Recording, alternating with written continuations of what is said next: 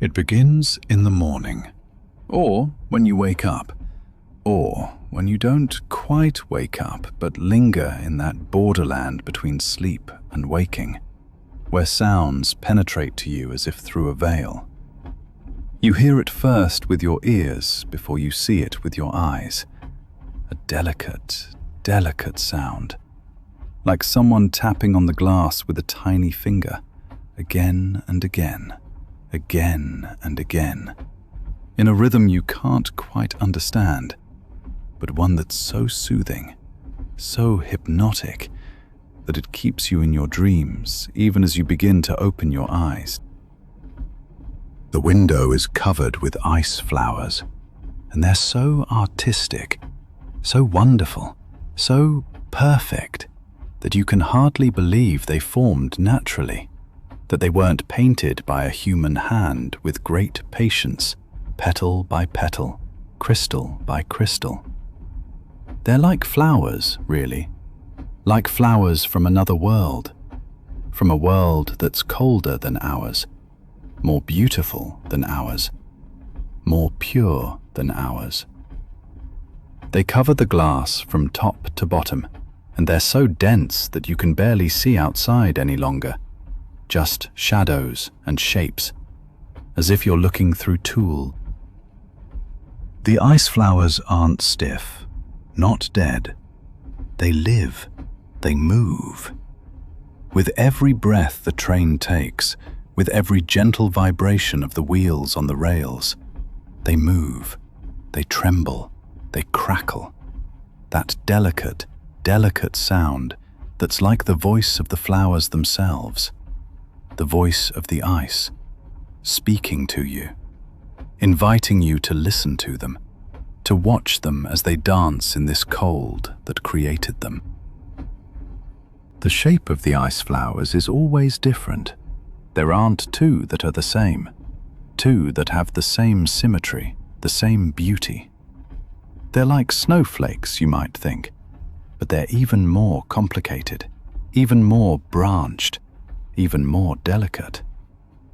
Some look like ferns, some like tiny trees, some like feathers, some like the spirals of a universe frozen in glass. And if you get really close, if you press your eye to the glass, despite the cold, despite the pain your cold eye feels at the cold edge, you can make out even smaller structures, even finer details, even deeper patterns, engraved into each of these crystals. The crackling comes from your breath mainly, from the warmth of your body that pushes through the glass, that begins to melt the ice flowers, very gently, almost imperceptibly. With every breath there forms a tiny circle of warmth, and the ice flowers in that place begin to mourn, to melt, to disappear. But before they've completely vanished, new ice crystals have already formed at the edges. New flowers have emerged from nothing, grow, bloom, die, are reborn, all in minutes, all in seconds, an eternal cycle of formation and dissolution. The temperature outside is so cold that the air presses against the glass and bows its middle inward, just a tiny bit, almost imperceptible, but you can feel it when you press your forehead against the glass, when you surrender to this battle between warm and cold.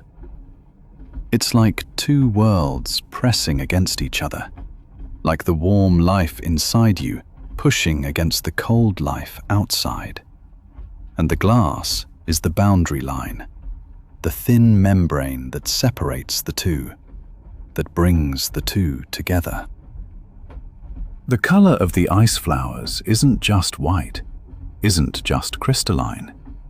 There's blue in it, a deep blue that comes from the air, from the cold itself, from the color of the sky outside, which is so blue, so bright, so clear in this winter air that it hurts to look at it. And there's green, very subtle, very delicate. Perhaps an echo of green days that lie behind you, far back, almost in another decade. And violet, right at the edges, where the sun touches the ice flowers before it sets, if it hasn't set already. The train creates a gentle vibration that goes through everything. Through you, through the glass, through the ice flowers. This is what causes the crackling, this constant, gentle shaking, this constant, gentle movement that brings the ice crystals to sing, to speak, to tell stories from the night, stories of freezing, stories of full moons and clear skies, stories of how water in the air became crystals, became flowers, became this marvel at your window. If you sit very still, if you slow your breath until it's barely perceptible, if you surrender to the silence of the train, the great silence that lies beneath the rattling, then you can hear the ice flowers even better. Then you can hear each single fiber of their structure as it moves, as it trembles, as it hovers in this constant state between life and death, between formation and melting, between existence and dissolution. It's like the voice of something very old, something very wise, something that has existed for millions of years. The window frame is also cold, so cold that you can't touch it for long, not without your fingers growing numb, not without pain setting in, which isn't really pain, but a tingling, a burning. And at the edges of the frame, where the wood meets the glass, ice forms too, but differently than the flowers, denser, thicker, more like a mass, like a substance that's really hard, that really has strength. You think about how these ice flowers came into being in the night while you slept, while the train traveled through the cold air, while moisture surrounded you everywhere, invisible, waiting to freeze, waiting to crystallize, waiting to form these wonderful structures, these works of art. And tomorrow, when the sun rises, when warmth returns, they'll be gone. We'll be melted. We'll be back to water, back to air, ready to form again in the next night, again in a new form, again in a new pattern, never the same twice. The crackling grows slower, grows quieter as the night advances, as the world grows even colder, as the ice flowers reach their complete form. It's as if the ice is saying, "I'm finished. I'm complete. I'm beautiful. I don't need to speak any longer. I can now only be silent, only exist, only be." And this silence too is music, is sound, is voice, just one that you hear with your eyes, not with your ears. And if you look even closer at the window, if you press your eyes almost to the glass, the ice flowers can tell you stories in a language only crystals know, a language of geometry and mathematics and perfect beauty. Every ice flower is proof that nature is an artist, that she's infinitely patient, that she can surprise you with details that seem impossible, but are there, really there, to see, to feel, to understand.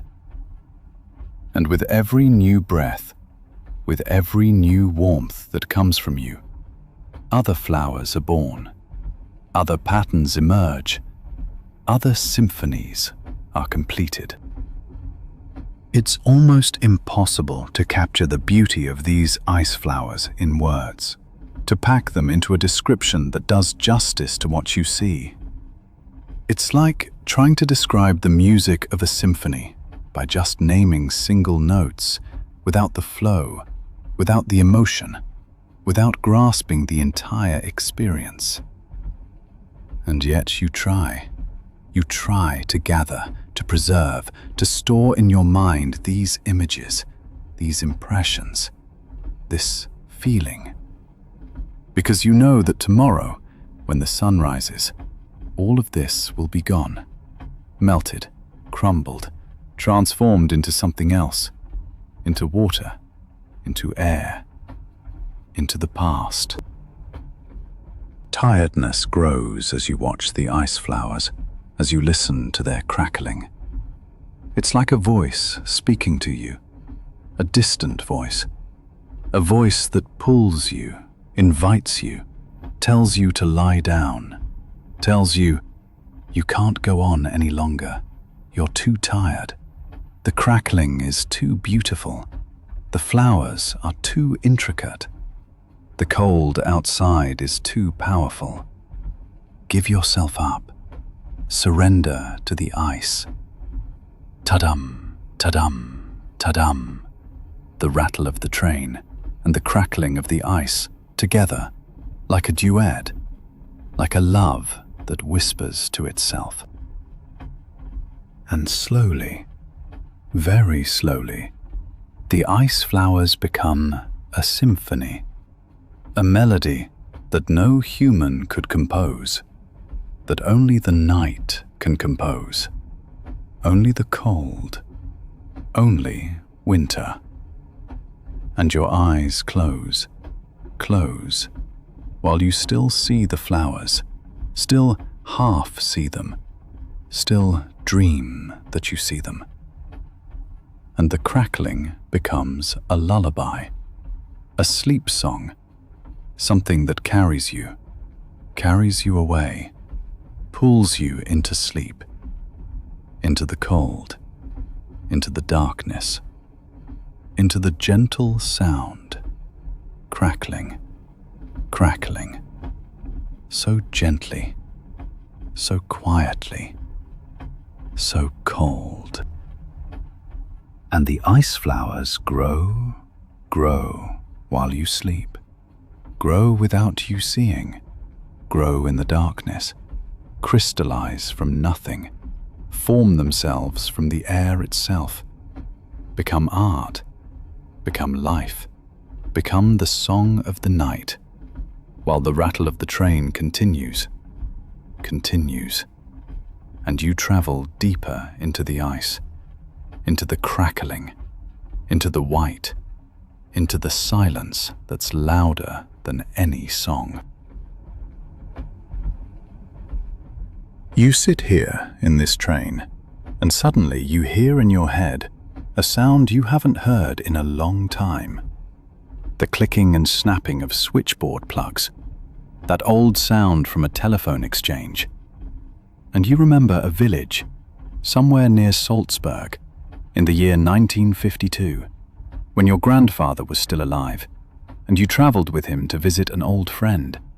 And the operator, the operator. You'll never forget this woman, who held the whole world of the village in her hands, who connected every call, knew every voice, knew every secret of the place. The village was small, with perhaps 1,000 people, and the telephone exchange was in an old building that had once been an inn before technology had turned it into something new. You go there with your grandfather, and the building was dark, cozy, with these thick walls that wouldn't let the cold outside get in. And inside was this room, large, bright, with many windows, and on the wall, my goodness, on the wall, an enormous switchboard with hundreds of plugs, with little lights that glowed, with all these wires that looked like the nervous system of a living thing. And there sat this woman, Miss Rosina, with these eyes that saw everything, with these hands that knew everything. Her name was Miss Rosina, and she was perhaps 45 years old, with grey hair that she'd tied back neatly, with that sort of order that only women have who've worked for 40 years as a telephone operator. She sat at this great board, this switchboard, with hundreds of plugs and lights, and her hands were always moving, inserting plugs, removing plugs, watching the little lights, and the voice of whoever was calling was so clear in that room that you'd think the person was sitting right beside you. She'd say, "Good morning, exchange," with a voice that didn't sound like routine work, but like a greeting from an old friend. And straight away you knew that this woman recognized you, that she knew who you were, that she'd heard your voice 100 times before. And you watched her while your grandfather made his call, and it was fascinating to see her work. Every call was a little story for her, and she connected people with this kind of care, as if she were doing something very sacred, something very important. And sometimes, when a call failed, or when the connection wouldn't come through, she'd make a small sound, a little sigh, as if she were taking the disappointment of the caller onto her own shoulders. And her eyes were always focused on the board, on the little lights that told you where the calls were coming from, which lines were free, which conversations were happening. It was like watching a person hold the world in her hands, like seeing her understand the hidden structure of communication that other people don't see. Later, after your grandfather had finished his call, I asked Miss Rosina how long she'd been doing this work, and she said since 1912, when she'd just left school, that she'd built up this exchange practically from scratch, that she'd installed every single line herself, that she knows this machine so well, she knows its sounds the way other people know the song of birds. And she told me something that I never forgot. She said that she knows every voice in the village, that she knows who's calling whom, what people are saying, when love begins and ends, when a baby is born, and when a person dies. And it was strange to hear that, because you became aware that this woman is the guardian of all the village's secrets, that she knows all the stories before people tell them, that she understands the architecture of relationships that run beneath the surface of this quiet village. But she said it not with pride or with that sort of curiosity, but with a kind of sadness, a kind of destiny, as if to say, "This is my burden, this is my task, and I carry it with patience." And you realized that she never betrayed the secrets, that she never gossiped about people, that she simply carried her knowledge, silent, quiet, like a priest in the confessional. And you saw the quickness of her hands, the precision of her movements, the way she could manage 3, 4 calls at the same time without ever getting mixed up, without ever losing a connection. She had this ability to listen, truly listen, and to know who to connect the person to. And sometimes, if a number didn't answer, she'd ring back the caller and say, "Mayor isn't at home, but I can tell you he went towards the market an hour ago." And the caller would feel relieved, because the operator had helped her find the person through this invisible network of knowledge and observation that only a telephone operator of a small village could have. And you sit here in this modern train, and you know that such women don't exist anymore, that the exchange is automated, that the human voice is no longer needed to connect the world. Technology has won. And perhaps that's better. Perhaps it's faster. Perhaps it's more efficient. But something has been lost. Something of that human warmth, that ability to know people, to understand them, to recognize their voices, to meet their needs before they can even express them. Miss Rosina retired long ago, or perhaps she's dead, and the exchange is empty, and the new exchanges are somewhere else, in big cities, without a face, without that sort of familiarity that a telephone operator could have. But you remember the way she handled the plugs, the way her hands moved, the way her eyes watched the little lights. And you remember this quiet that would come when she was concentrating on her work, and the sound of the switchboard, the clicking, the snapping, the putting together of voices, the putting together of people, the putting together of possibilities. And you realized that this woman wasn't a great person, that she never got a statue, that her name doesn't appear in history books, but that for 40 years she was an essential part of the village's world, that she brought people together, that she united lovers, that she comforted the grieving, that she made business possible, that she changed lives simply through her work, through her attention. And you imagine her sitting now, perhaps at home, perhaps not, perhaps only in your dreams. And she sits before an old switchboard, and she's still connecting people. And her hands aren't tired, and her eyes aren't weak, and every voice that comes is for her a new chance to help someone, to show them that they're not alone, that they're connected to the larger network of humanity, that there are other people everywhere waiting to speak to them, waiting to be connected with them. And my eyes grow heavy, and the train rocks me back and forth, and I still hear in my head the sound of Miss Rosina's switchboard, the clicking and snapping, the ta-dum, ta-dum, ta-dum of the exchange. And it becomes my heartbeat, and I become part of this exchange, and all the people I've ever known are connected to me through the hands of Miss Rosina. And I'm connected to all the people I've never met, but who live in this great network of the village. And we're all together. We're all connected. And nobody is alone.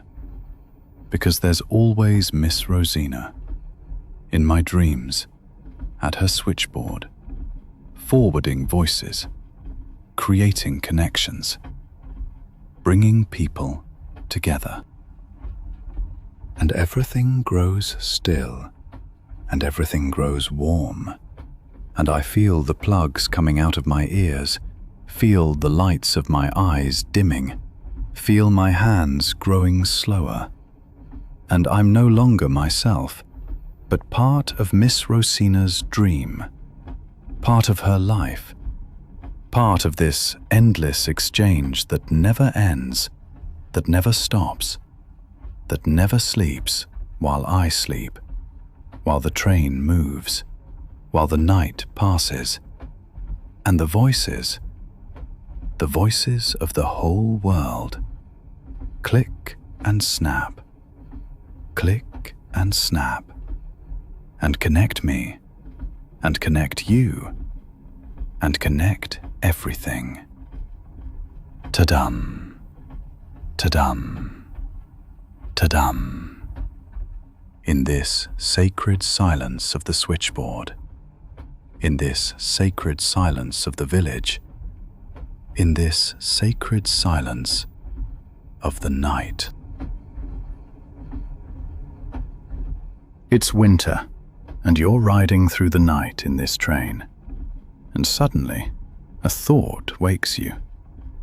A thought from so many years ago, from a cold morning in the year 1948, when the world hadn't quite warmed up after the war, when people were still hungry, still tired, still trying to find their lives again.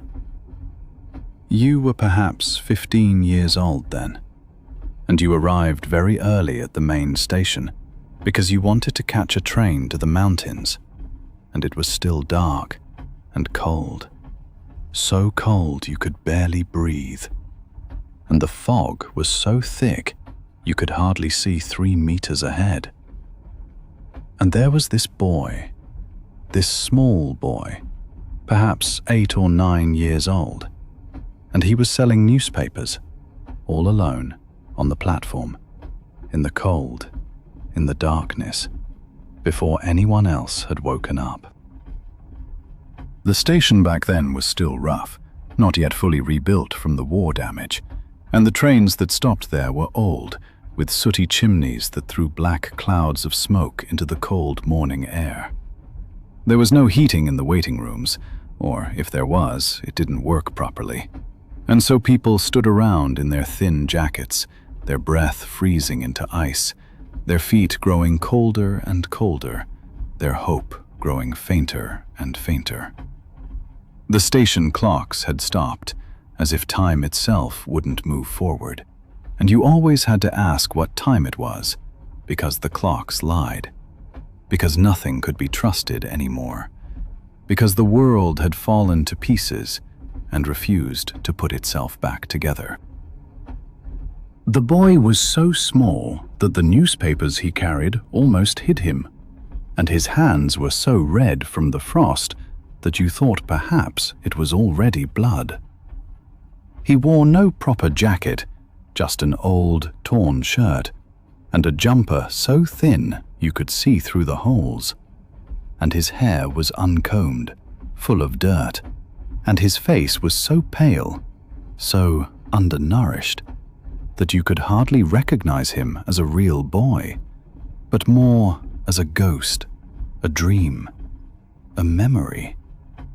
But his eyes were awake, so present, so full of life, that you knew this boy wouldn't remain this way, that he wouldn't look like this if the world hadn't done something to him, if the war hadn't done something to him, if poverty hadn't stolen his childhood. He called out, "Morning Post! Morning Post! News from the world!" But his voice wasn't loud.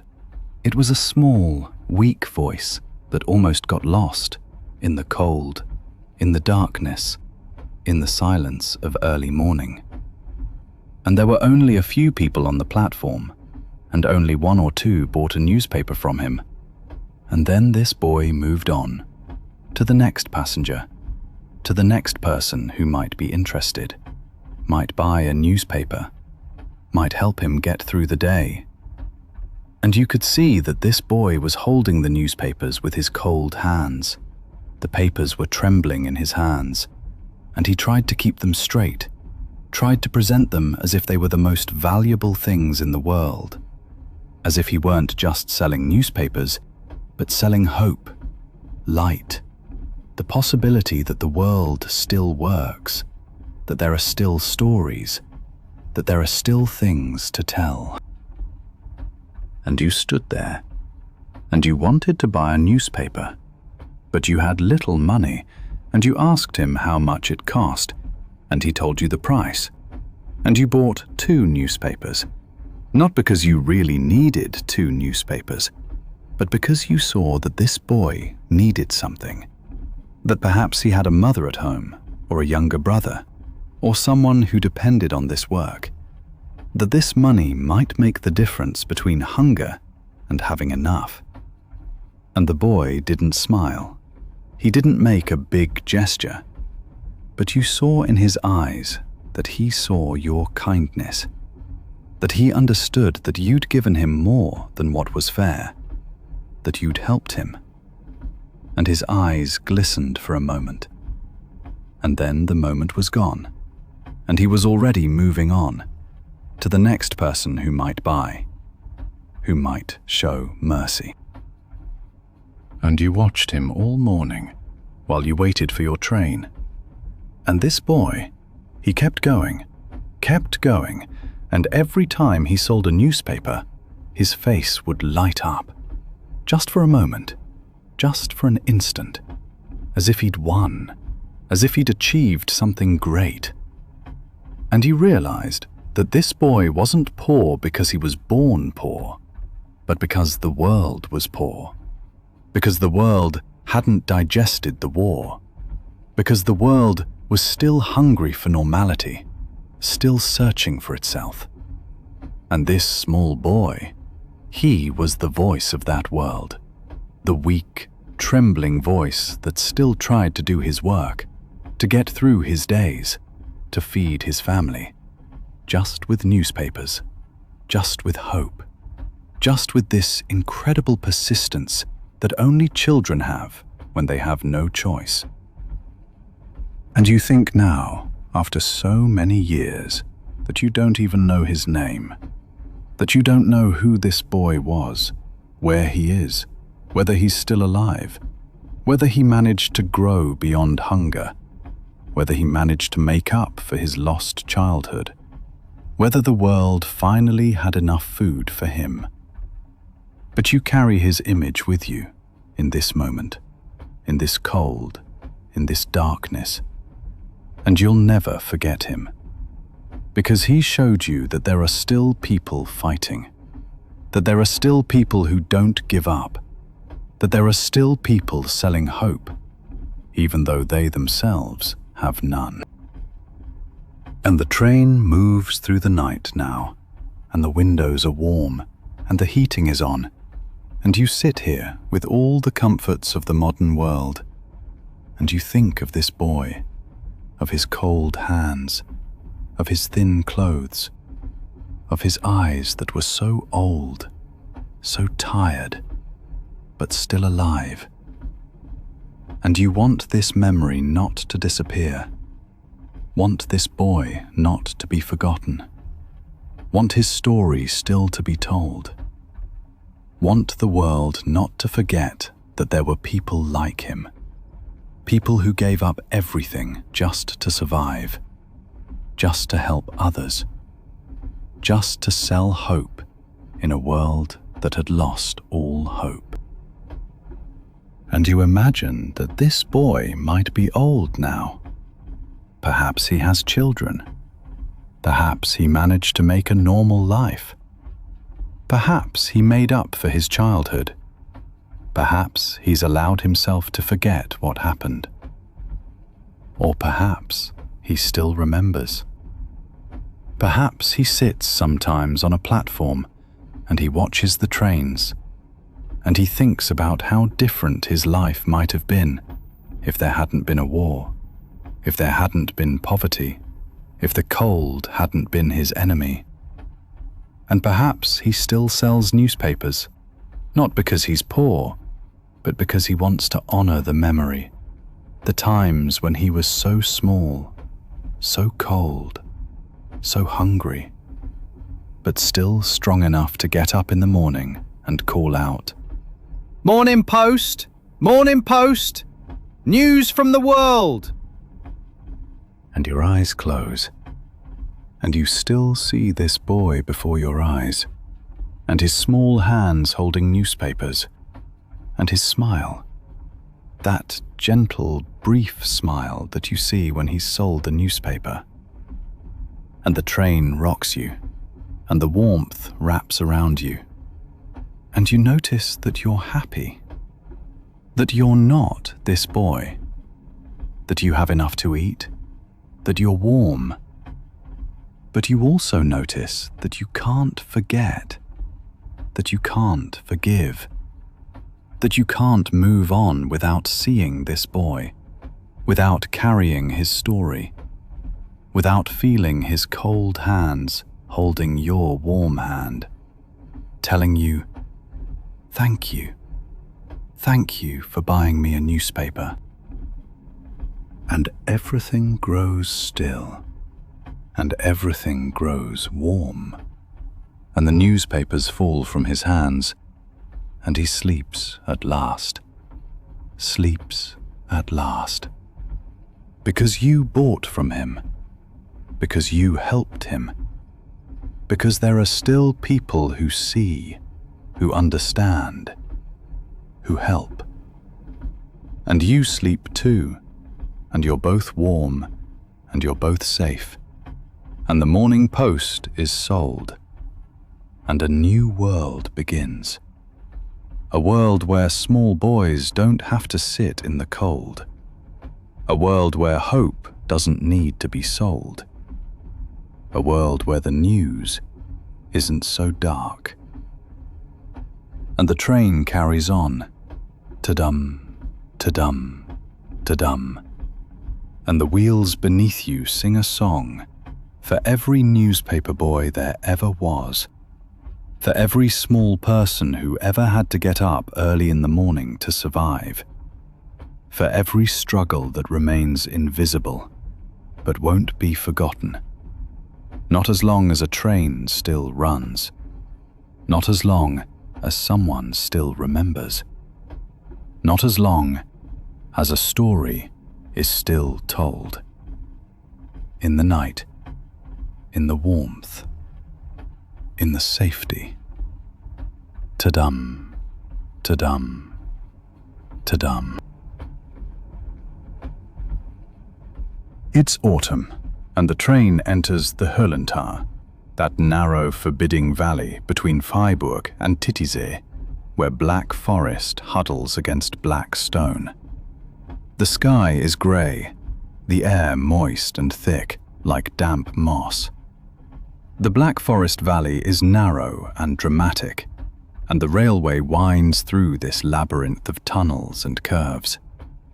I'm sitting by the window, though there's not much to see but forest and rock, and beside me sits a man, perhaps 50 years old, with short grey hair and a dark suit. He has no newspaper, he has no book. He simply sits there, stares out into the darkness, and waits. We don't exchange glances. We don't speak a word. It's one of those encounters where two people share a space without truly meeting. The train hums. The lights in our compartment flicker briefly as we enter a tunnel, one of many, and the world becomes completely black.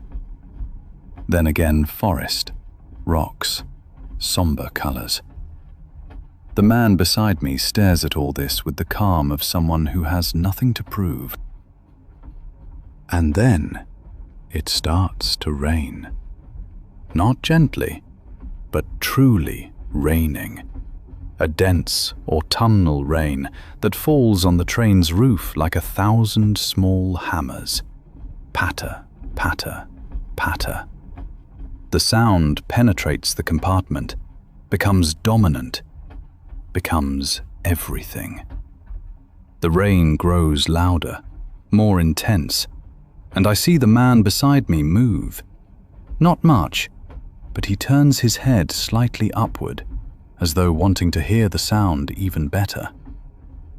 And then he does something that makes my heart quicken. He says one thing. Just one thing. His voice is quiet, thoughtful, and he speaks not to me, but to the rain, to the forest, to the darkness of the valley. Beautiful rain. That's all. But it's enough. The word beautiful for rain, for autumnal, forbidding rain falling in Hell Valley, for something most people wouldn't notice at all. This man notices it, and not only that, he finds it beautiful. In that one sentence is an entire philosophy, an entire way of seeing the world. The rain grows even louder. The sound now truly fills everything. It's impossible to think another thought. The train travels through a dark hole in the earth, and above us, rain falls on metal. And that is beautiful. I lean my head against the window and listen. The rain has different layers. First, the sound on the roof, which is quick and rhythmic, like a heartbeat, but accelerated. Then the sound on the windows, which is softer, more of a hiss than a patter. And between them, the sound of the train itself, the rhythm of the rails, the hum of the engine, all this machinery that drives us. The man sits perfectly still, eyes closed. It looks as if he's listening, truly listening, with his whole body, with his whole heart. The train slows. We're approaching a station. I can feel it, though I don't know which one. But the rain doesn't diminish. It becomes, if anything, even more intense. The sound on the roof becomes a roar. It's as though the rain is following the train, accompanying it, perhaps blessing it. The darkness of the valley is now complete. The forests are black, the rocks are black, the air is black. All that remains is this rain, this beautiful rain, and two people sitting beside each other, saying nothing but understanding everything. There was a time in my life when I thought rainy days were sad. I thought you could only be happy in sunshine. But now, with this man beside me who calls this rain beautiful, I understand it differently. The rain is not sad. The rain is powerful. The rain is necessary. The rain in this dark valley, in this black forest mountain range, that's not depressing. That's majestic. That's like a wild concert, and we are the fortunate audience. The man opens his eyes. The train has left the station. I didn't even notice it. So absorbed was I in the rain. And we travel out again into the valley. The vegetation grows denser, almost impenetrable. The forest presses against the sides of the gorge, and the rain falls and falls and falls. The man leans back and seems for a moment to be in a kind of dream or meditation. There's something about him I can't name. No sadness, but no joy either. Simply a deep presence. A man completely in the moment. I lean back and close my eyes too. The sound of the rain becomes my entire universe. Patter, patter, patter.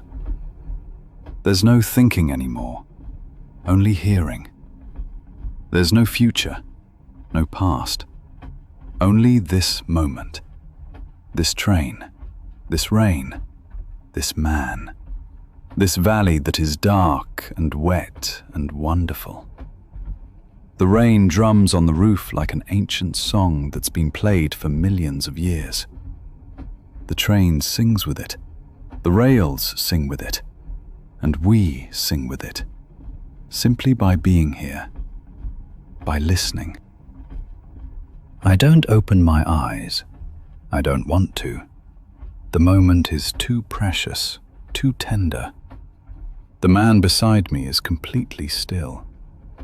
It feels as if we're both asleep while awake. That's an art most people have lost. Simply being present, without doing anything, without changing anything. Just being. The rain grows softer, or perhaps we simply grow deafer, or perhaps both are true. The world outside the train is silence, forest, water.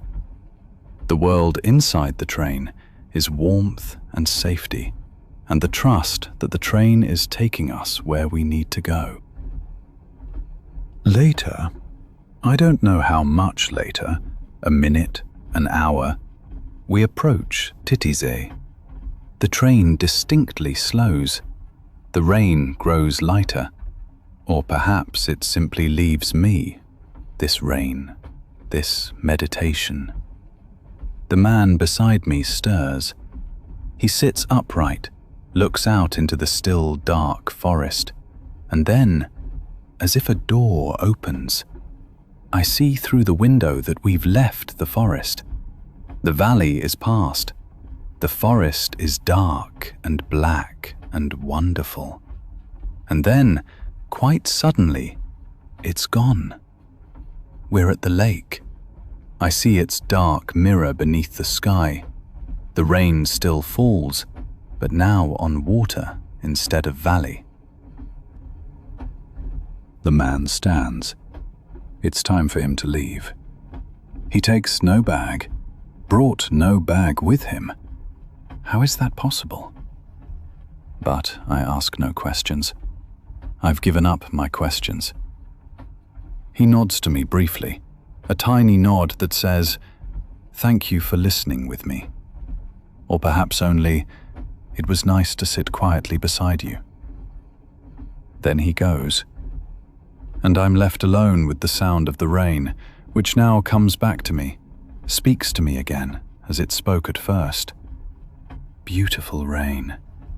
Yes, I think, beautiful, beautiful rain. And I lean my head back and listen as the rain falls on the train's roof, which now moves along the lakeside through mist and darkness, whilst I slowly, very slowly, drift into sleep, accompanied by this beautiful, rainy autumn song. You sit in the compartment and everything has turned white. The snowfall has just stopped, and a silence has settled that's so deep and complete, it becomes almost tangible, as if you could touch it with your hands, carry it away in your pockets. The train moves through a landscape that doesn't really exist anymore. The roads are gone, the paths are gone, all the markings are gone, erased by a white hand that makes everything equal and reconciles everything. You sit still and look out, and with every meter the train travels, the world grows quieter, even quieter still, as though it's just been created. The snow on the trees lies so thick, so abundant, that the branches almost bow beneath this softness, beneath this white weight that doesn't look heavy at all, but light as air, as if someone had dusted the entire landscape with icing sugar, gently, carefully, with great tenderness. The layer of snow on the roofs of the houses you can see when the train comes near villages is so even, so perfect, that it looks as though someone took a ruler and smoothed everything flat. There are no dents, no irregularities, just this gentle slope, this white plain that stretches from ridge to eaves, like cloth carefully spread out while you were sleeping.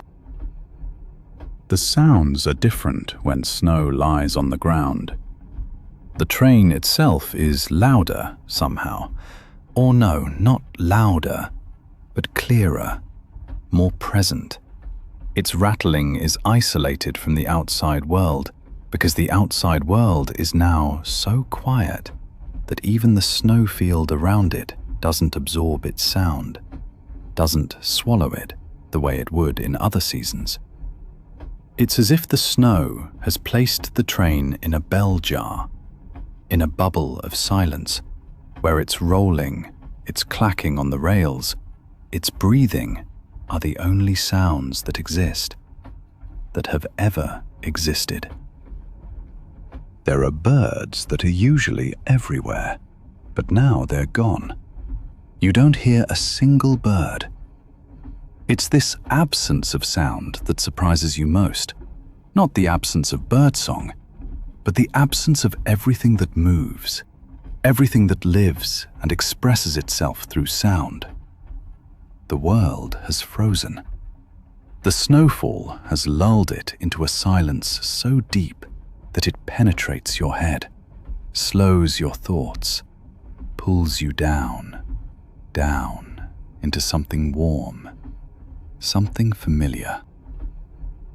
The windows of the compartment are slightly misted, and when you place your hand on the glass, you can feel how cold the pane is, almost icy. A cold that comes from outside, that pierces through glass, that warns your hand to be careful, to be quiet, not to breathe too loudly in this silence.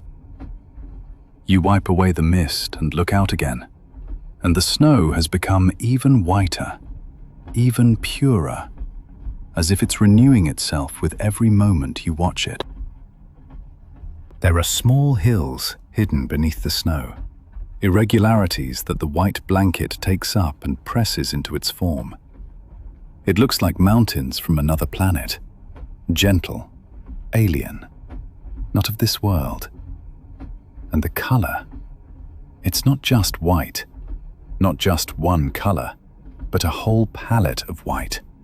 White with blue in it, white with gray, white with a hint of pink from the setting sun somewhere beyond the clouds, bathing everything in soft light. The snow doesn't crunch because you're not moving. You sit still. But when you look out and consider the snow-covered plains, your eyes can almost hear the sound snow makes when you walk on it. That crunching, that gentle shattering of crystal structure beneath the foot. It's a sound so quiet, it's almost a sound from your memory, not from reality. An echo of winters long gone, winters from your childhood, winters that were similar, similarly still, similarly white, similarly deep. The smell of snow is peculiar. There are people who say that snow has no smell, but that's not true. Snow smells of cold, of purity, of absence, of nothing and of everything at the same time. It smells of the air that brought it, of the higher regions of the atmosphere, of places humans cannot reach, almost of outer space, of the void. And here in the compartment, where the heating keeps you warm while outside the cold spreads this white blanket, this smell is even more distinct, even more present. The barn you just see when the train rounds a curve is red. Red like a cherry, red like blood, red like life. But it's covered with snow, lying on its roof like a blanket, like forgiveness, like forgetting. The red looks grey now beneath all this white. The red is defeated, has grown silent, has surrendered to the snow that covers everything, unifies everything, transforms everything into one great white family. The cold you feel when your breath touches the window pane is like a dialogue between you and the outside. Your warm breath meets the cold glass and creates this fine film of condensation. These fine crystals that form and melt again and freeze once more. It's a rhythm, a conversation between inside and outside, between warm life and cold silence. You think of the people in the houses you see, how they sit beneath their snow-covered roofs in their warm rooms, looking through their windows into this silence. Have they also grown as still as this landscape? Has the snow pulled them into this silence too? Or do their hearts still sing, while outside the silence embraces everything, soothes everything? The train rounds a bend, and for a moment you can see the tracks, the rails, leading through the snow. 2 black lines stretching into the distance, into the depth of this white world. They're the only lines that exist, the only markings in this uniformity. Everything else is white. Everything else is silence. Everything else is a dream from which you might wake at any moment. And you notice that the silence isn't complete. Not quite complete, because it has depth, has layers. Like when you listen into a lake, when you listen deep enough. There's the surface silence, the silence you see on the snow-covered plains, the silence of still air, of still landscape. But beneath that, there's another silence, the silence of the earth itself, the silence of the frozen plants, the silence of sleeping animals that have hidden somewhere beneath this snow, curled up, waiting for spring. It's a silence that isn't dead, but alive, that isn't resting, but waiting, patiently waiting, the way everything in nature waits, for the next chapter, for the next season. The perspective shifts now, the longer you watch from the window. It's as if the landscape grows deeper, opens up, reveals more of its secrets to you. The distant mountains, which at first were only outlines, grey and blurred, become clearer now, take on form, take on character. They're not just mountains, but witnesses, carriers of millennia, silent and strong and relentless. And the snow on them, this endless snow that reaches from top to bottom, down to the tree lines, where the trees give up and say, "We can't grow here any longer. Here the snow and wind are too powerful. Here nature is too wild for our weakness." The train's heating hums quietly, a warm sound that wraps around you like a blanket.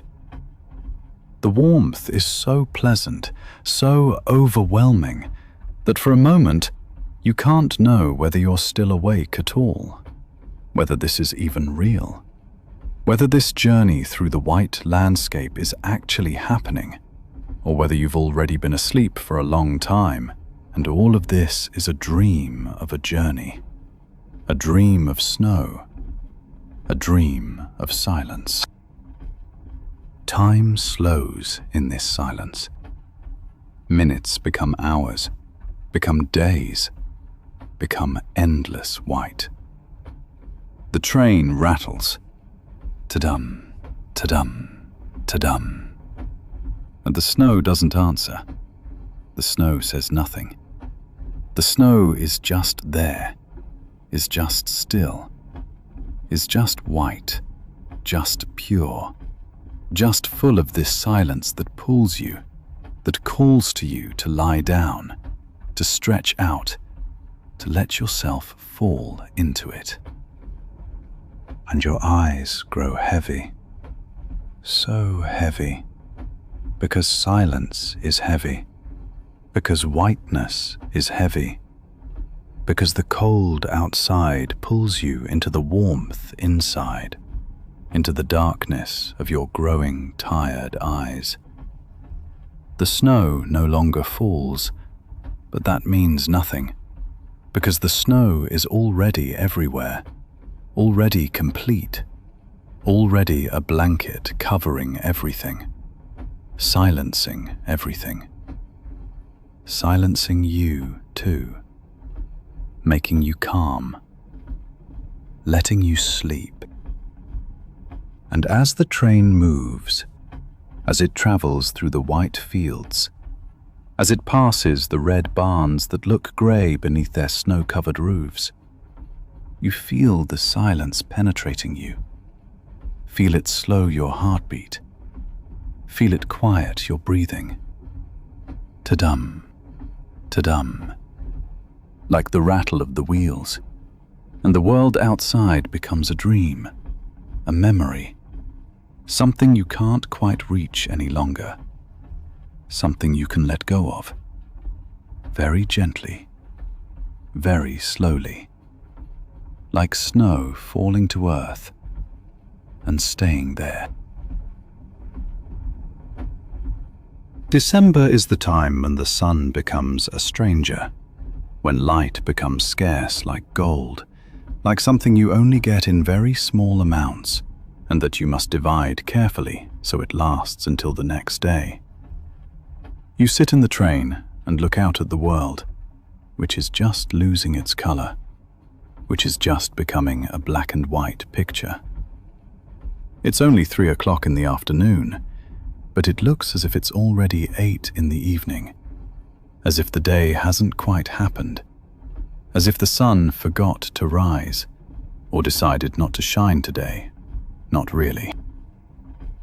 The color of the sky isn't gray, not quite, but more like blue, a very delicate blue, a blue that looks like a memory, like you were remembering a day you never actually lived.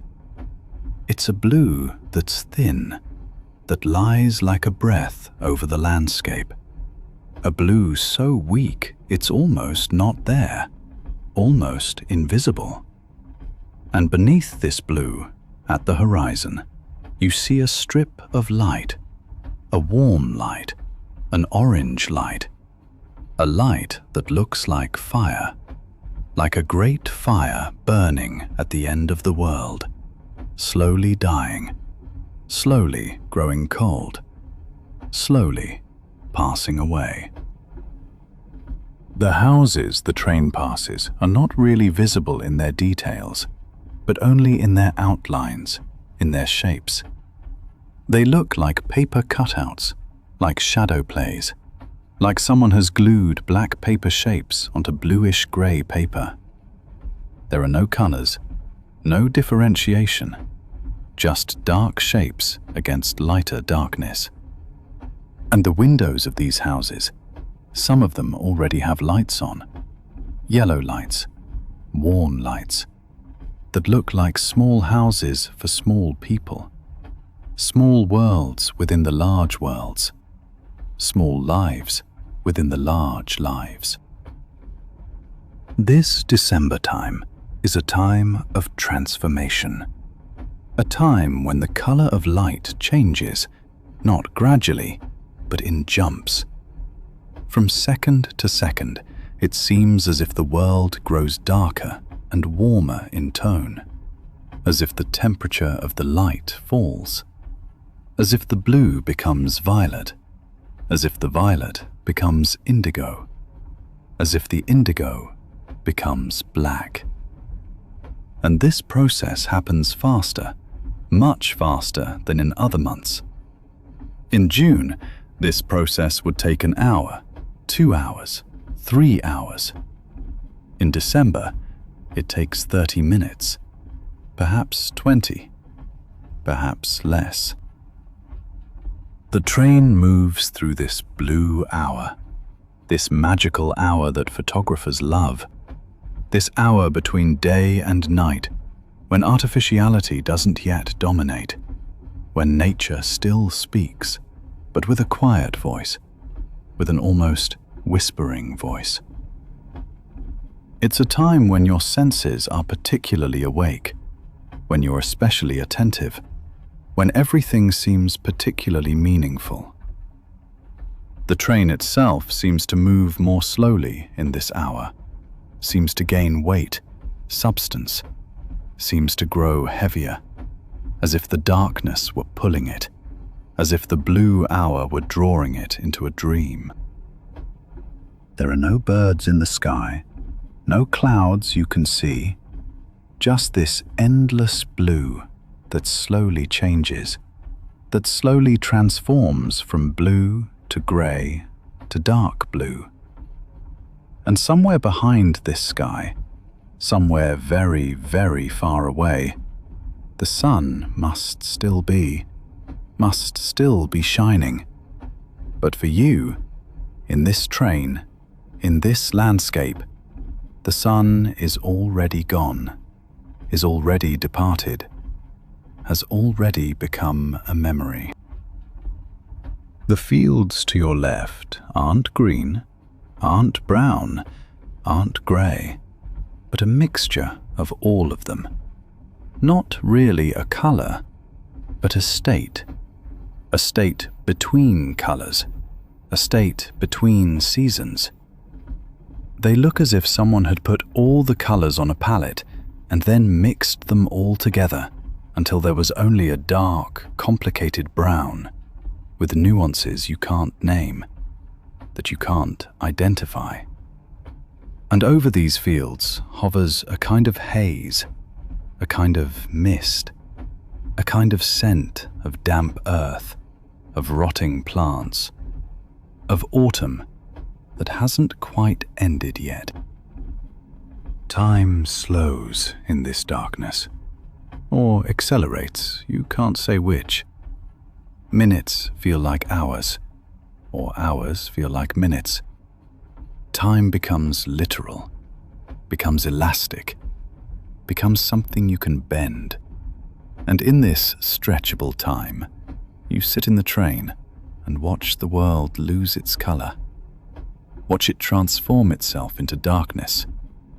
Watch it pull you into this darkness. Watch it invite you to also grow dark, to also fade, to also disappear. The light inside the train then becomes more important, becomes more distinct, becomes the center of your world.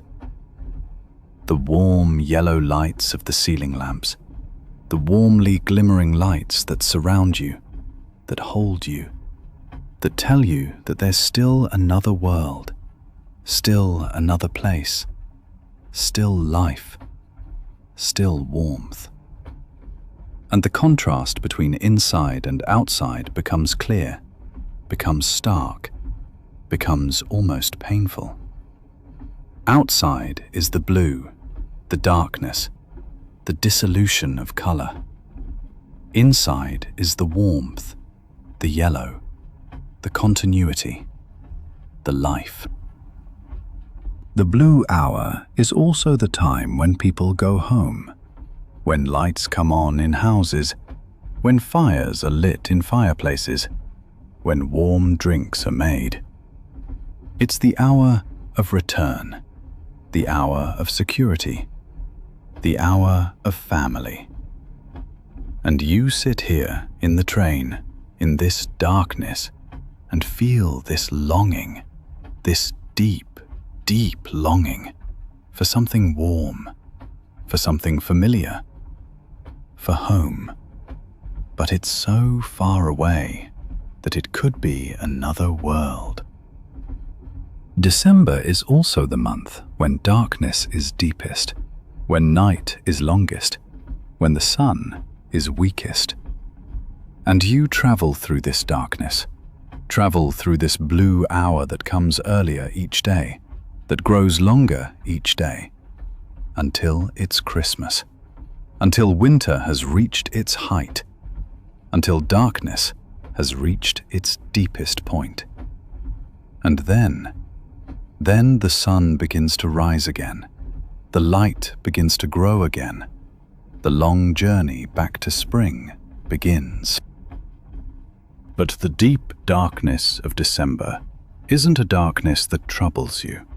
Not really, but rather a darkness that welcomes you, that invites you to be with it, to exist with it, to linger with it.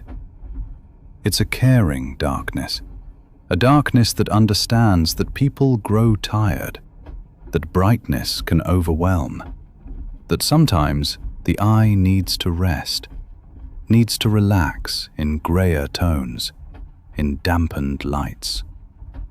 And so you sit here, while the blue hour slowly transforms into the black hour, and you notice that it's doing you good, that your body relaxes, that your mind grows quiet.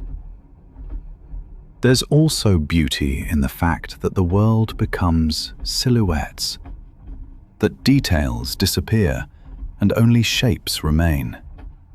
Trees are no longer trees with individual branches and leaves, but just dark shapes against the blue, shadow silhouettes that tell a story of resistance against the wind, of bending without breaking, of perseverance.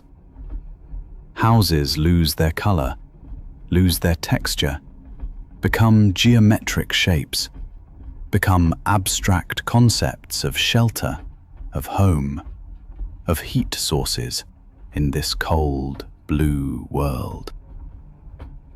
But for now, for this moment, you sit in this train and darkness is everywhere, and the blue grows darker, becomes an indigo, becomes an almost black blue, and your eyes can no longer see what's outside.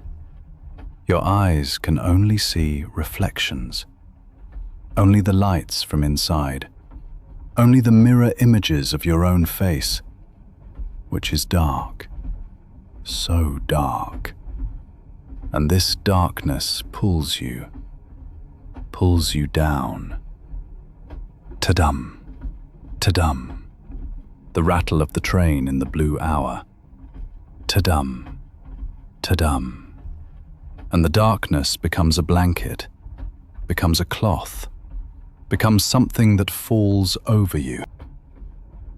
And the blue hour grows bluer, grows darker, becomes a dream of December, a dream of early darkness, a dream of light that dies, of sun that vanishes, of colors that fade. And your breath grows calm, grows slow, becomes the rhythm of the train, the music of the night. And you fall asleep in this blue darkness, in this December night dream. And it's so beautiful, so quiet, so gentle, so dark. And outside, it grows even darker, and the lights in the houses grow brighter, and the train travels into the night, into the deep, deep night of December, into the darkness that's as black as the darkness beneath your eyes, that's as endless as the darkness of your dreams, that's as soothing as the rattle of the train. Rattling, rattling, into the blue darkness, deeper and deeper, darker and darker, quieter and quieter. The scent comes to you before you notice it, before you consciously take it in. It's a scent that's like a memory, like someone's telling you a story, one you didn't know you wanted to hear, but that you immediately recognize, that you immediately know. It's the scent of wood fire, of fireplace smoke, of a fire burning in a distant house that seems so close to you, as if it were burning in your compartment, as if the warmth were wrapping around you. Warmth you can't see, but that you can smell, very clearly, very real. The scent penetrates through the tiniest cracks of the window, through the small gaps where the window frame isn't quite tight, where the outside world can reach you with its smells, its stories. It's not just one scent, not just one, but many mixed together. There's the scent of birchwood, light, almost sweet, with a hint of warmth. There's the scent of spruce wood, dark red, spicy, resinous, like sniffing at a tree, at its fresh resin. There's the scent of beech, heavy, dark, almost dignified, like smelling something very old, something very strong. And beneath it all lies the scent of ash, of burnt wood, of endings, of something that has given itself, that sacrifices itself for warmth, for light, for the lives of people in the houses. You can imagine the houses this smoke comes from. You can imagine the village, small houses with red tile roofs, white walls, chimneys from which smoke rises, grey smoke, white smoke, depending on how the wood is burning, depending on how the fire burns. You can imagine the people in those houses, sitting before the fire, smelling the smoke, feeling the warmth, saying, "That's birchwood. My neighbor cut that. That's spruce. We gathered that in autumn. That's beech. That's the best. It burns longest. It gives the best heat." The scent of smoke is a language that needs no words, that speaks in smell molecules, that speaks in memories, that speaks in feelings. When you smell this scent, when you breathe it in, you receive a message from the people in those houses, a message that says, "We're here, we're warm, we're alive. We've cut wood, we've lit fires. We're ready to endure the cold night." And you, in this train, smell this message, this greeting, and suddenly you're no longer alone. Suddenly you're not isolated. Suddenly you're connected to these invisible people, these distant people, who are like you, who are also seeking warmth, seeking light, seeking life. It's winter, and the scent is therefore stronger, therefore more present, therefore so overwhelming. In summer, there are no fires, there are no smoke scents, or they're so faint you barely notice them. But now, in winter, when the days are short, when the nights are long, when the cold outside bites, now the fires are burning everywhere. Now smoke rises everywhere. Now the scent fills all the air. And the train travels through this scent-filled air, carries the scents with it, spreads them perhaps, passes them on to others, to you, to me, to all who are ready to smell. The smoke itself isn't visible, not from inside the train, not really. You don't see it as thick smoke, but only as a scent, as a substance you smell, not see. But when the train rounds a bend, when you look out at the right moment, then you can see the chimneys, and you can see how the smoke rises from them, grey-white, drifts upward, higher, higher, until it dissolves in the cold air, crumbles, disappears. And this smoke is the embodiment of the scent, the visible form of what you smell. The villages you see when you look out are peaceful, are still, are almost sleepy. It's afternoon, and perhaps people are still sleeping, or drinking tea, or reading, or working at something quiet, something still. But the fires are burning constantly, burning for the night, burning for warmth, burning for existence itself. And the smoke is the sign of this eternal burning, this eternal sacrifice, this eternal burning of wood for humanity. The scent changes as the train travels further. New villages, new chimneys, new fires, new smoke scents.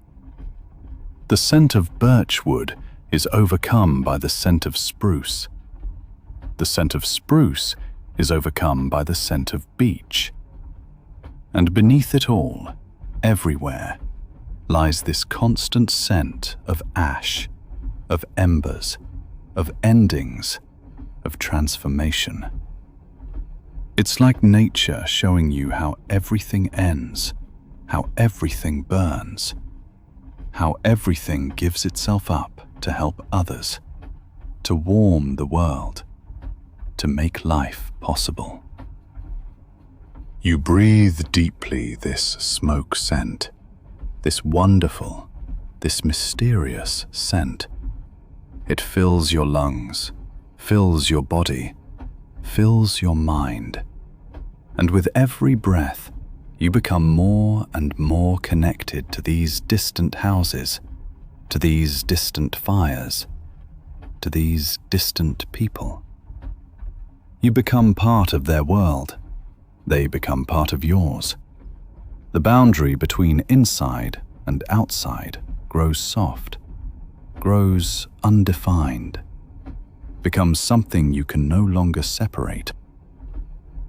It's strange how a scent can be so powerful, how it can awaken memories you don't even have, or that are so old you've forgotten them. You smell the smoke, and suddenly you see your grandfather before you, sitting before a fireplace, or an uncle, or an aunt, or someone you've never met, but who lives in your genes, in your memory, in your ancestors. The scent is a bridge across time, a bridge of memory, connecting you to generations of people who have also smelled this scent, who have also sat before fires, who have also been warmed by wood fires in long, cold winters. And you think about how this smoke isn't just smoke, isn't just scent, but is also a signal, a message sent out into the world that says, here, in this house, in this area, a fire is burning. There is warmth. There is life. There is hope. And the train travels through this world in which hundreds of such signals are burning. And each single one is a small sun, a small source of warmth, a small hope in this cold, dark time of year. And your eyes grow tired, because the scent makes you tired, because the warmth you smell draws your eyes closed, because the stories this scent tells you pull you down into darkness, into dream, into rest. The smoke from the chimneys isn't just smoke, isn't just a scent, but an invitation to go with it, to rise with it, to drift with it into darkness. And the warmth of this distant fire becomes your warmth.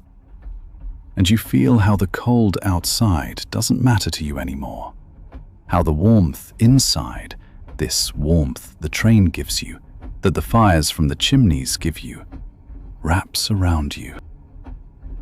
And it's strange that this scent can make you so dependent, that it can draw you so completely into its spell, that it can make you forget that there's an outside world, that there are other things that matter.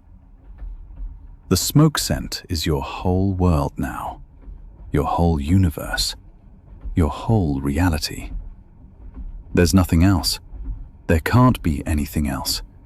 As long as you smell this scent, as long as the chimneys are burning, as long as the distant houses are sending their signals into the night. And slowly, very slowly, while the train moves, while smoke rises from the chimneys, while villages pass by, your consciousness grows lighter, your mind grows freer, your soul grows ready. Ready to sleep, ready to dream, ready to surrender to the warmth and the scent. Ta-dum, ta-dum, the rattle of the train, and the smoke rises, carries you with it, carries you away into the night, into darkness, into rest. And the scent remains in your nose, remains in your lungs, remains with you while you sleep, while you dream, while you travel into this peaceful, smoke-filled night. And the chimneys continue to burn eternally, give their smoke to the world, tell their stories in scent and warmth, while you sink down into sleep, so slowly, so gently, so warmly, and everything smells of wood and fire and distant houses and burned life and happy ash. And you let yourself fall into this scent-filled darkness, deeper and deeper, warmer and warmer, more and more like home. It's the contrast that keeps you awake, that makes you conscious, that reminds you of where you are, of the fact that you're alive, that you can breathe, that you can feel. Outside is the cold, a cold so deep, so merciless, that it acts like a living force, like something that attacks you actively, that wants to attack you, that wants to take you apart, that wants to dismantle you into your individual pieces.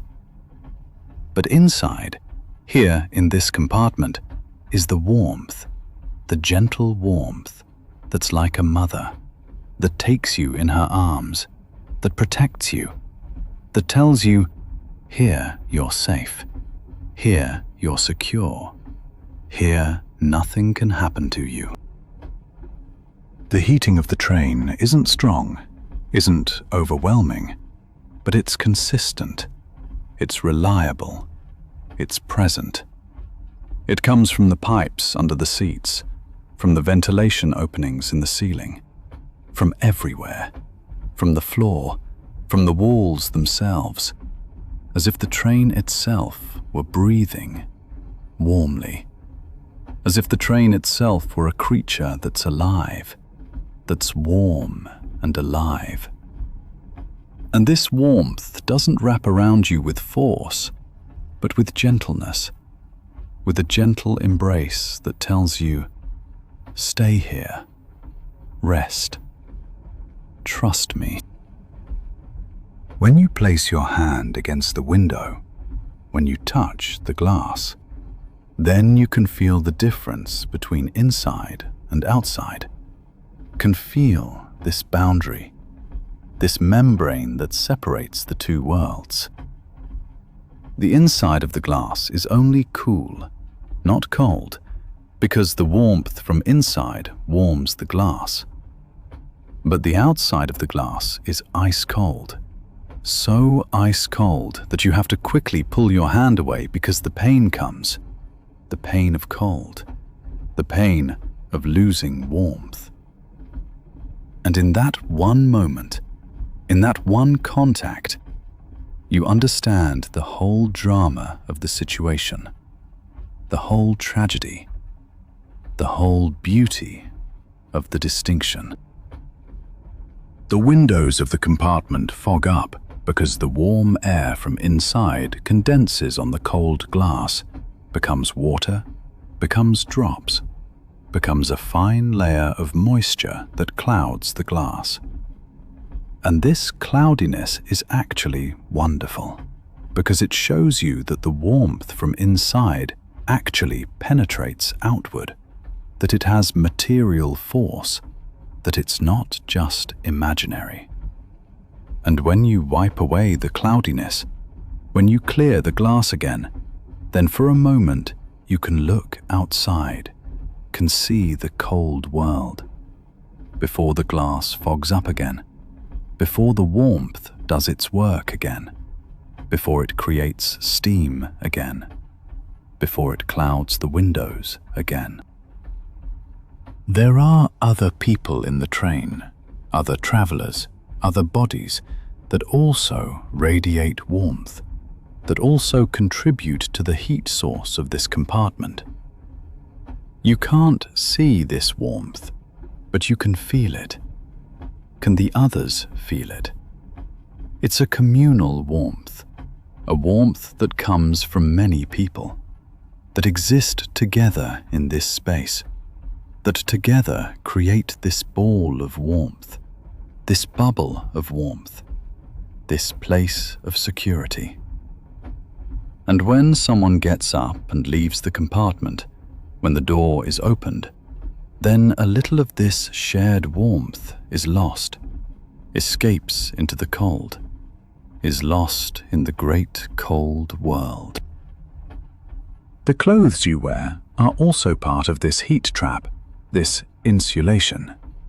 You might be wearing a coat, or a thick jumper, or several layers, that all work together to keep your body heat, to separate you from the cold, to promise you that you're safe, that the cold won't reach you. And when you move away from the window, when you sit more toward the center of the compartment, when you sit in a seat that's not directly beside the window, then the warmth becomes even more effective, even more saving, even more absolute. Outside, in the cold, nature is harsh, is merciless, is without sympathy. The trees are bare, are naked, are exposed to the wind, to the cold, to the ice. The birds are gone, have flown south, have left this harsh season behind them. The people on the streets walk quickly, walk hurriedly, walk with heads down, walk as if they don't want to breathe in the cold, don't want to come into contact with the cold. But you, here in the train, sit calmly, sit warmly, sit protected, sit in a completely different world. The temperature outside the train might be -10 degrees Celsius, might be -15, might be even colder. It doesn't matter, because the distance between you and this cold isn't large, isn't very large, but it's crucial. 30 centimeters, maybe, between the warm air in your compartment and the ice-cold air outside. And these 30 centimeters are like 1,000 kilometers, are like the distance between here and the North Pole, are like the distance between life and death. There are other people in the compartment, sitting also in this warmth, also feeling this boundary between inside and outside. Perhaps they're already sleeping. Perhaps they're dreaming of warmth. Perhaps their bodies have already become one with this warmth of the compartment, have become part of this shared heat source. And it's comforting not to be alone in this warmth, not to sit alone in this safe room. It's as if the warmth itself becomes more social when you share it with others, when you know that others are also sitting in it, also breathing in it, also benefiting from it. The windows are now completely fogged up, completely opaque. And that's okay.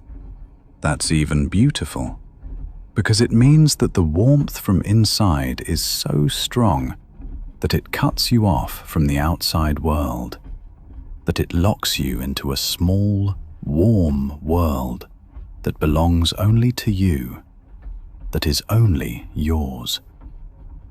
And in this white, fogged world, in this world without sight outside, the warmth becomes even more present, even more important, even more absolute. There's no outside anymore. There's only inside, only warmth, only this gentle embrace of this moving train.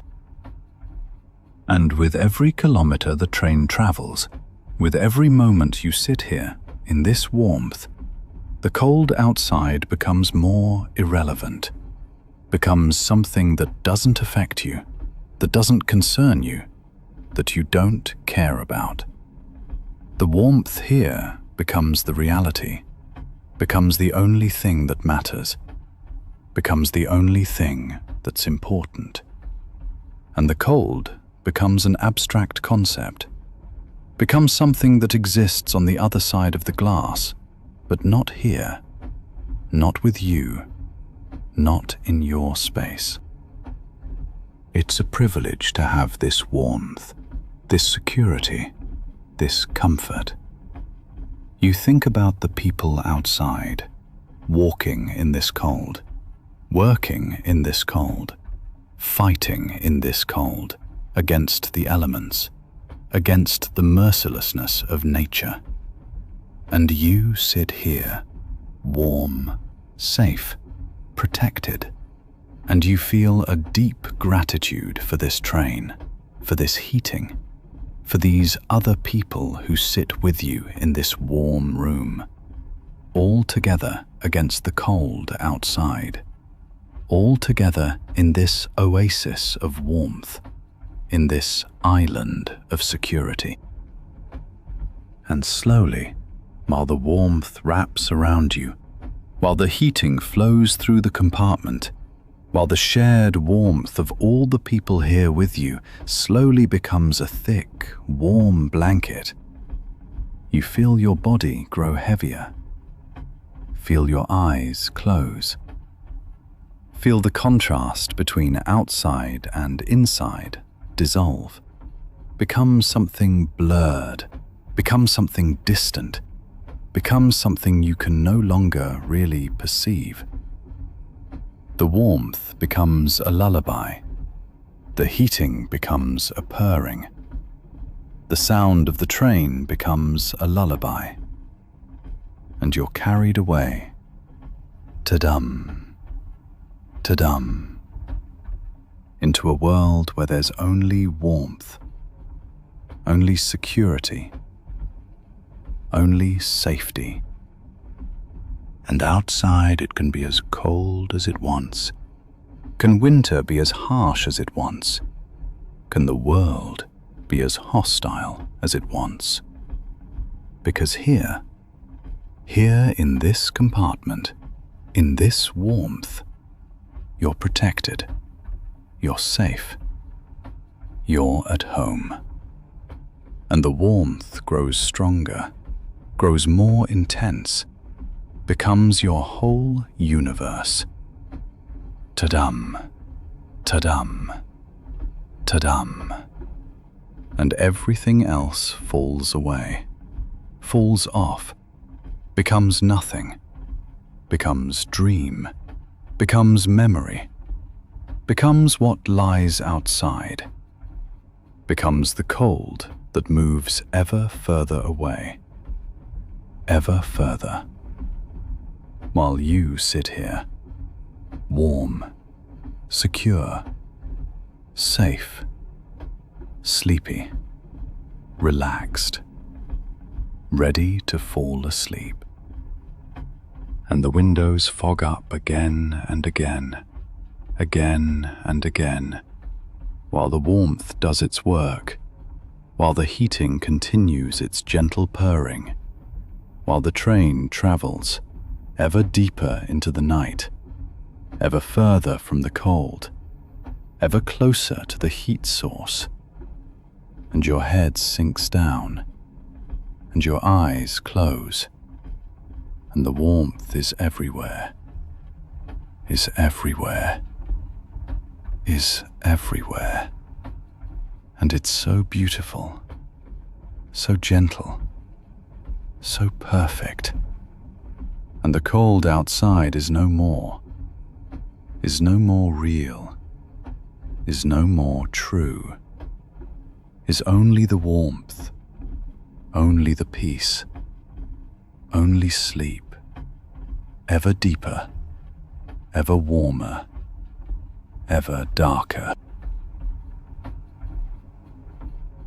The woman whose hand I shook on the journey from Kraków to Wieliczka had hands like an artist's hands, thin and precise, with nails that tapered to a point like the goose quills she'd worked with her whole life. She sat opposite me, an older woman with grey hair tied back in a loose knot, and her eyes were bright, as if she'd just completed something very fine and very important. The train rattled out of the old town, away from the Gothic towers of Kraków, and through the windows I could see the autumn landscape, the fields that had long since given up their harvest, the trees in orange and red, as if someone had gathered all the warm colors to spread them out at the end of the year. She told me that she was a quill cutter, and the word sounded old to my ears, like something from a time that's past, but not really gone. She explained to me that she takes goose feathers, large, strong feathers from the finest geese found in Poland, and transforms these feathers into small, precise writing quills. That was once one of the most important arts in Europe, she said, before steel nibs came, before everything had to become faster. But she still did it because there were people who understood that a handmade quill was something you couldn't simply replace with a machine. She showed me her tools from her handbag: small, fine knives, scrapers, grinders, all made of metal, all gleaming from decades of use. Each tool had its place, its task, and she held them so carefully, as if they came from the 17th century itself, when quills wrote the letters, the contracts, the poems. The feather, she explained to me, first had to be cleaned, the quill cleaned, all traces of the goose removed, thoroughly, with warm water, with patience. Then you had to split the feather, from the tip inward, with a very sharp knife, and you had to know where it wanted to split. You had to feel the material. Otherwise, the feather was ruined, and all the work was wasted. The splitting was the most difficult art, she said, and she spoke of it as if she were speaking of a dance, of something you could only learn through 100 times of practice. You had to hold the feather, not too tightly, but not too loosely either, and you had to guide the knife, and it was like having two partners, the feather and the knife, and they had to work together in harmony. If you hold the feather too tightly, it breaks wrong. If the knife isn't sharp enough, it crushes the fibers. And if you don't have the right angle, then the feather splits at the wrong angle, and it takes a long time to make it straight again. But when everything is right, when you have the feel for it, then the feather splits as if by itself, gently, cleanly, perfectly. Then came the cutting of the tip, and that was also an art in itself, she said. The tip had to be very fine, sharp as a razor, but not too pointed, because otherwise the quill would scratch when you wrote, and the writer would only make blots and scratches. It had to be a very specific width, perhaps 0.5 millimeter, perhaps less, and it had to be perfectly straight. The knife didn't just cut. No, you had to hold the feather and guide the knife, and it was almost as if, with the fingers of one hand, you shaped the feather, and with the other hand, you guided the knife. And both had to happen simultaneously, in one movement, fluid, without stopping.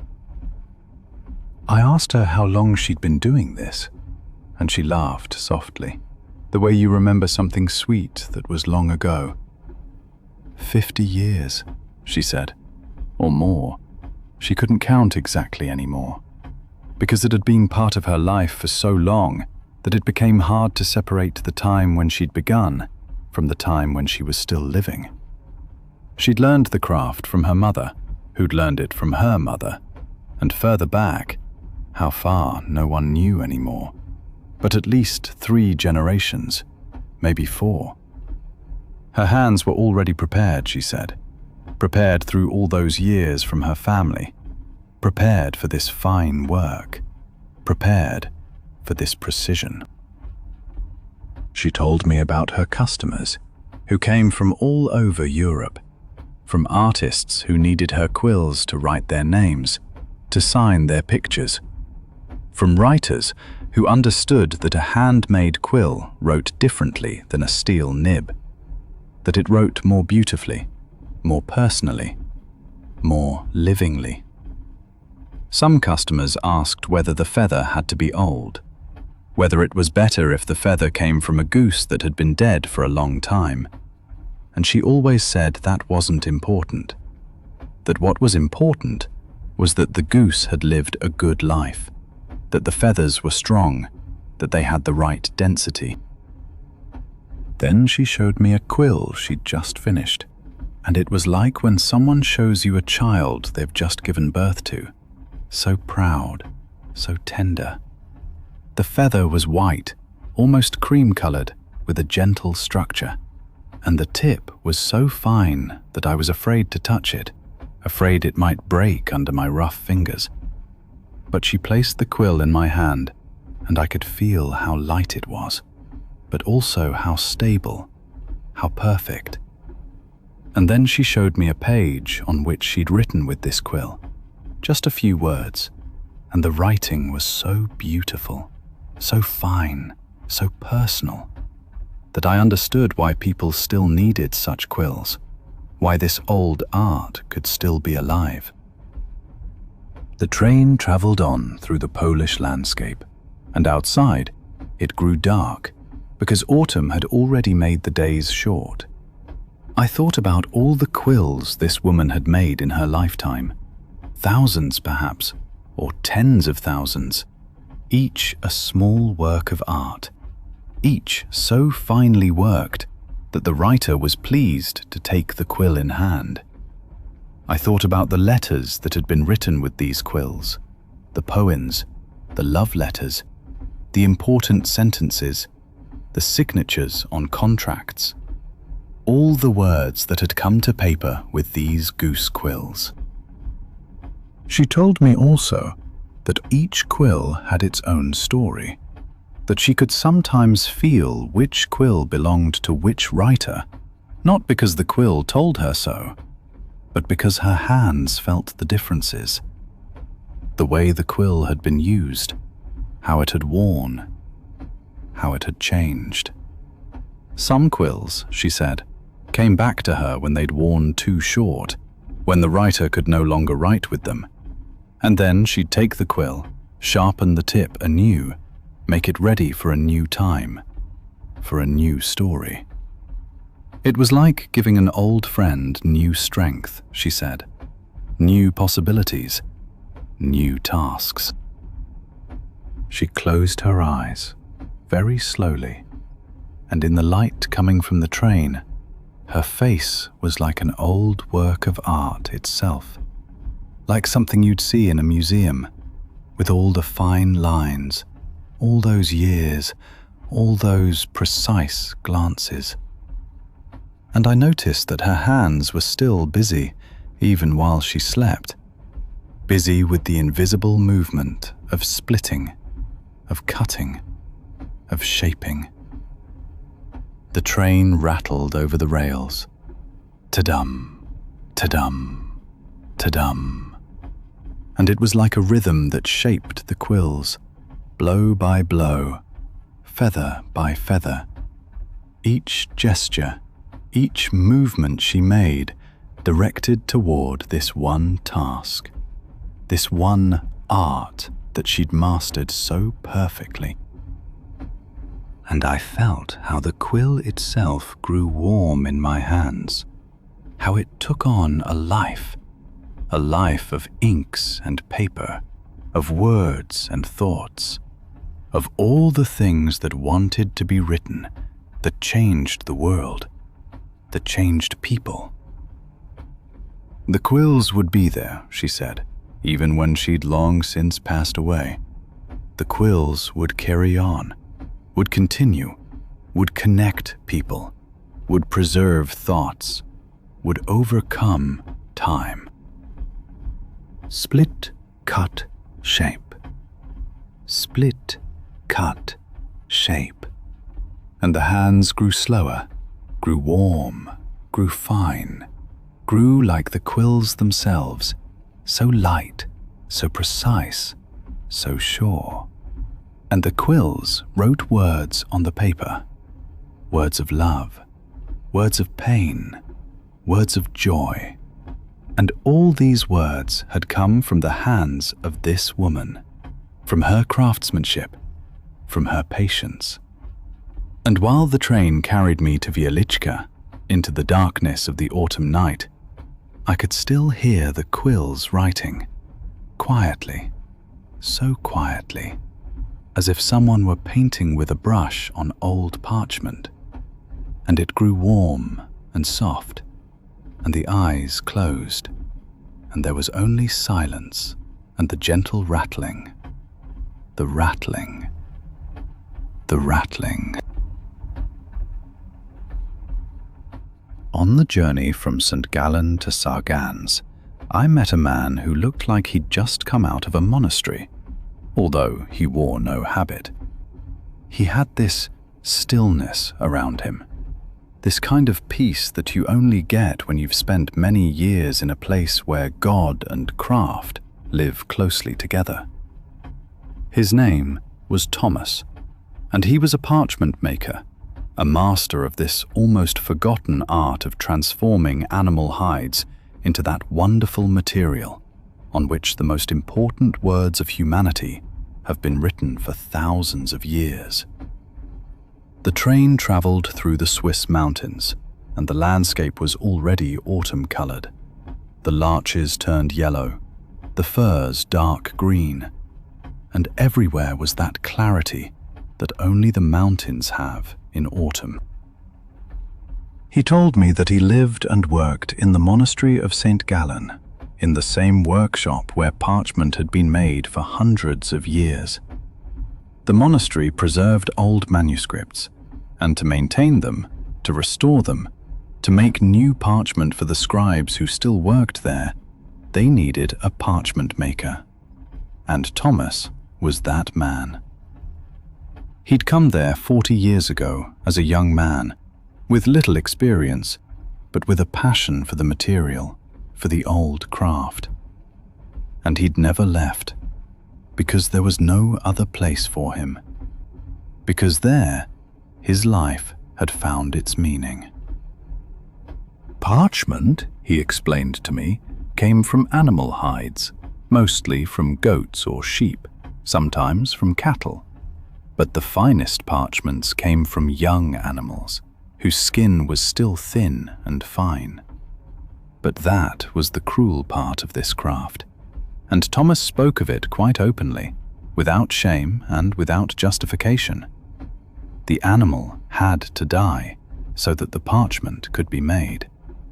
It wasn't waste, not simply something that would otherwise be thrown away, but it was a conscious decision to keep the animal, to slaughter it, to transform its skin into something valuable. And that meant that every piece of parchment was an enormous trust, a responsibility. The words that you wrote on it had to be important, had to be worth it. The first thing you did with the hide was wash it, he said, and then you placed it in lime, in a solution that softened and removed the hair. That wasn't quick, you couldn't hurry it, but you laid the hide down and you waited, day after day, sometimes weeks, until the hair loosened, until the hide changed. And then you scraped the hair off thoroughly with a sharp tool, with the strength of your arms, and that was hard work. But it was also a kind of meditation, this repeating movement, hour after hour, hide after hide. Every hide was different. Each one wanted to lie in the lime solution for a different length of time. each one scraped off differently. And you had to understand these differences, had to speak with the hide, almost. Then came the drying, and that was the most difficult and the most important, said Thomas. You stretched the hide on a frame, very tight, very taut, but not so tight that it tore. And then you hung it up, in a room where the air circulated, but not too much wind, not too much heat. And you had to wait, days and days, while the hide dried. And while it dried, it became thinner and thinner. The material became wonderful, became what it needed to be. But while it was drying, you had to check the tension, had to make sure that the hide dried evenly everywhere, that there were no folds, no blisters. It was like raising a child, said Thomas, with great attention, great care, knowing that if you get it wrong now, it's wrong forever. And when the hide was dry, Thomas showed me a finished piece of parchment from his pocket. Then it was white or cream-colored, so thin that you could see light through it, but absolutely stable. The surface was smooth, but not smooth like paper, but smooth like a second skin, with a subtle texture that you could feel if you stroked it. And the material was so durable, said Thomas, so permanent, that documents written on parchment 1,000 years ago are still readable today, still stable, still beautiful. The ink was still dark, the words still clear, and the soul of the parchment hadn't been damaged, hadn't withered, hadn't crumbled. Paper couldn't do that, not in the same way. He told me about the parchments he restored in the monastery, old manuscripts, 100 times old, more beautiful than old wine bottles, he said, and with greater value. Some were damaged, the ink had faded, the edges were brittle, and with great care, with the greatest attention, he tried to heal them. You couldn't simply add new parts, not in the way you restore a book today, because parchment was different. It demanded a different understanding. You had to respect the soul of the old parchment, had to understand that it had lived, that it had experienced hundreds of years, that it had experienced fire, water, Romans, Christians, wars, peace, everything. The train traveled ever higher into the mountains, and Thomas showed me out the window the landscape that grew steeper, greener, wilder. He said that the mountains here were a bit like the parchment, that they were old, that they were many hundreds of years older than humanity, and that despite that, they were still there, still kept their form, still were beautiful. It was a patience, he said, that you could learn from the mountains, a kind of trust, that if you work well, if you work with respect, then the result is timeless, that it lives longer than the worker himself. Thomas showed me one more special parchment, one that was almost 1,000 years old, which he'd restored in the monastery. The ink on it was still so dark, so black, as if it had just been written. But it wasn't. It was time itself standing on the parchment, time that hadn't changed, that hadn't faded. And the handwriting was so beautiful, so elegant, that I could understand that someone who worked a whole lifetime with this parchment and this ink was seeking a kind of eternity, a kind of immortality that only the craft could give. And I noticed, while Thomas spoke, that his hands moved unconsciously in the movements of scraping, stretching, feeling. His hands still knew how to make parchment, even if his mouth slept, even if his body rested. They were hands that for 40 years had done the same craft, day after day, hide after hide. And they weren't tired of it, but they were more alive from it. More alive than perhaps any other hands that for 40 years had to make something new, over and over again. And the voice of the train became gentler, became the voice of the parchment itself, became the whisper of old manuscripts, became the breath of time that hid itself in the pages. Every parchment, it seemed to me, was a life, was a moment, was a thought that was preserved forever, for eternity, for all people who would come after us. And while the train carried me to Sargon's, I thought about all the hands that worked in that monastery, the scribes, the illuminators, the binders, and now also this parchment maker, who kept this old art alive. I thought about the souls that had been written on this parchment, the thoughts, the prayers, the poems. All these words that were only possible because someone like Thomas had taken an animal hide and transformed it into something that could remain beautiful for thousands of years. The train rattled over the rails, ta-dum, ta-dum, ta-dum. And it was as if the words themselves were being written, one after another, on the invisible parchment of time. And every word was carefully made, was respected, was precious. Scrape, stretch, dry. Scrape, stretch, dry. And the hands grew slower, grew quieter, grew like the old handwriting itself, so precise, so persevering, so wise. And the parchments piled up in the monastery, 100 times old, 1,000 times old, and each was still white, still firm, still ready to receive new words. And the eyes closed slowly, like closing an old book, full of respect, full of love.